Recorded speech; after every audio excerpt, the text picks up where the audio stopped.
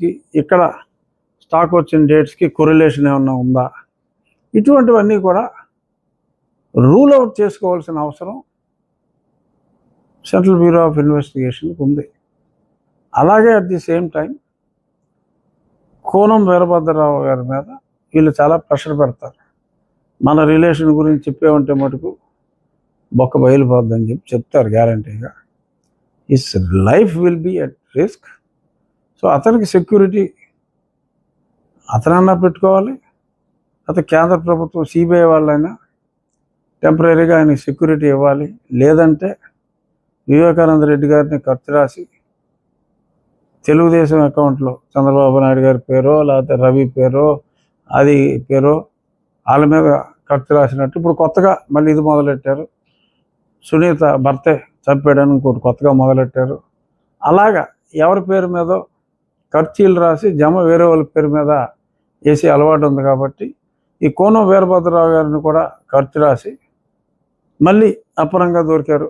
ఈసారి మరి పురంధేశ్వరి గారిని పెడతారా, చంద్రబాబు గారిని పెడతారా, ఇంకెవరిని పెడతారా, ఇంకెవరి మీదో ఖర్చు రాసే అవకాశానికి స్కీమ్ వేసుకున్నట్టుగా ఈ పేపర్ వార్తలు చూస్తే నాకైతే అనిపిస్తుంది. నాకు అనిపించిన ఈ విషయాన్ని ప్రజలతో పంచుకోవటం నా బాధ్యతగా భావించి ముందు చూపుతో ప్రజల ముందు ఈ విషయాలన్నీ నేను పెడుతున్నా. ప్రజలు అప్రమత్తంగా ఉండండి. ఆ మద్యం పరీక్షలన్నీ కూడా వాళ్ళు చేసేదాకా వీలైతే 3-4 రోజులు మానలేరు, ఆ మద్యం తాగటం మానలేరు. ఎందుకంటే మరి అది ఎడిక్షన్ కాబట్టి.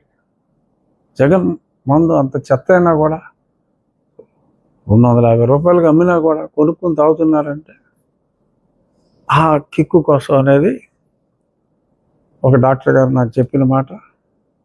అయితే మెజారిటీ అదే అవ్వాలి. ఎందుకంటే 25 టన్నులు నిజంగా మొత్తం డ్రగ్ అయితే కొనలేడు ఎవడు. ఈవెన్ జగన్మోహన్ రెడ్డికి కూడా అది ప్యూర్ డ్రగ్ అయితే కొనటం I don't think it is possible. అంత క్వాంటిటీ అక్కడ సప్లై చేసేవాడు కూడా ప్యూర్ ఫామ్ అయితే ఉంటాడు అని కూడా నేనైతే అనుకోవట్లేదు నాకున్న సినిమా పరిజ్ఞానం ప్రకారం. సో చూద్దాం. ఈ నీలాపనిందలో